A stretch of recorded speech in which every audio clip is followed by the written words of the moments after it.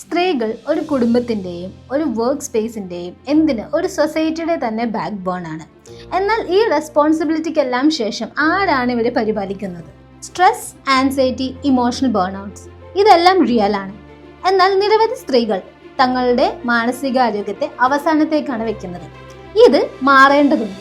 എങ്ങനെ നമ്മളുടെ മെന്റൽ ഹെൽത്തിനെ പ്രയോറിറ്റൈസ് ചെയ്യാം? Number 1, set boundaries. Saying no is not selfish, അത് സെൽഫ് കെയർ ആണ്. Number 2, make time for yourself. ഒരു ദിവസം ഒരു 10 മിനിറ്റെങ്കിലും നിങ്ങൾ നിങ്ങൾക്ക് വേണ്ടി ടൈം സ്പെൻഡ് ചെയ്യുക. ഒരു വാക്കിനോ, ഒരു ഡീപ്പ് ബ്രീത്തിങ്ങോ, അല്ലെങ്കിൽ ഒരു ജേർണൽ എഴുതാനോ അത് ഉപയോഗിക്കുക. Number 3, Nourish your body and mind.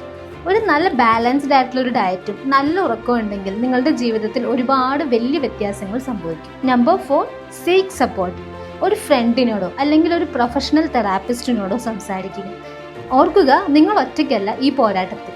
This women's day, let's break the silence about mental health. നിങ്ങളുടെ മാനസികാരോഗ്യം സംരക്ഷിക്കേണ്ടത് ഒരു ആഡംബരമല്ല, അതൊരു അത്യാവശ്യമാണ്. മറ്റുള്ളവർക്ക് നിങ്ങൾ നൽകുന്ന സ്നേഹവും പരിചരണവും നിങ്ങളും അർഹിക്കുന്നുണ്ടെന്ന് ഓർക്കുക. Prioritize you. Your mental health matters. Happy Women's Day.